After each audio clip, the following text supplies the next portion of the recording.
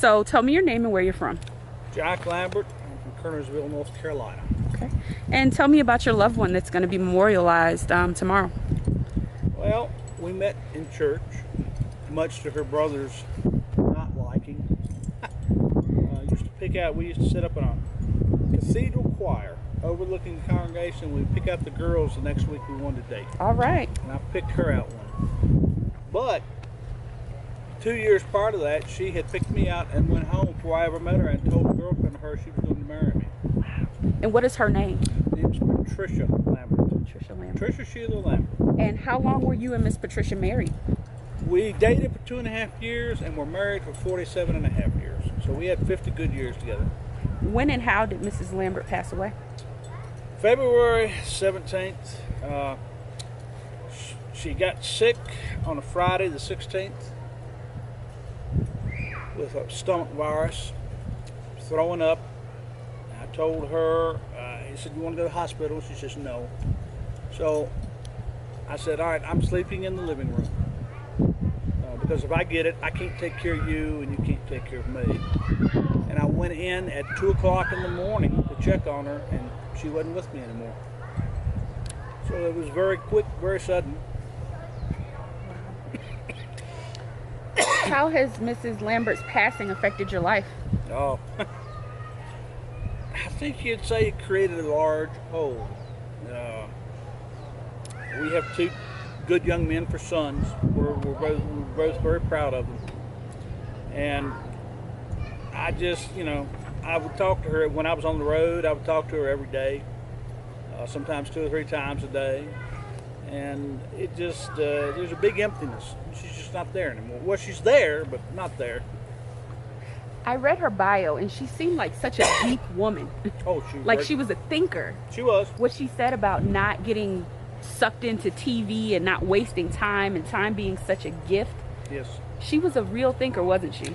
She was. She had been all of her life, and she wanted her boys. She wrote that little article, I guess 30 years ago, for one of our sons' class project. And she firmly believed that spend time away from the TV, time away from the computer, and enjoy your family. How do you think Mrs. Lambert would want to be remembered?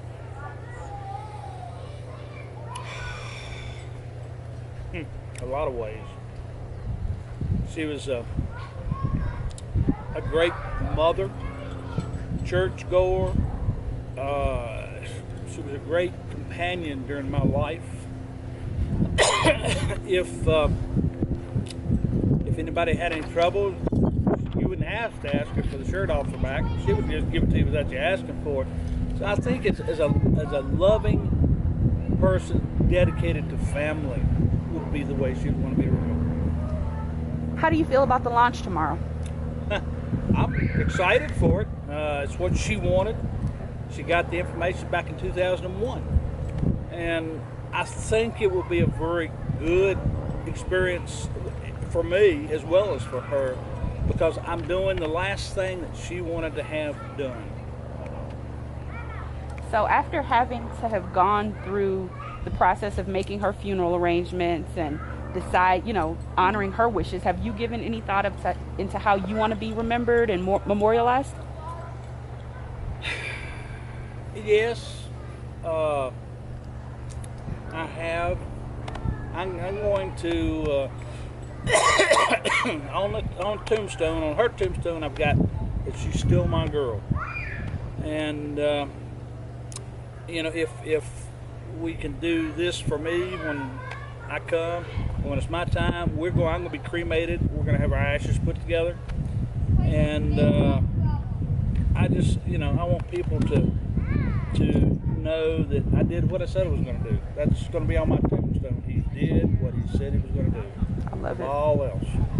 I know a lot of times society thinks that men don't grieve, or that, grief is different for men somehow.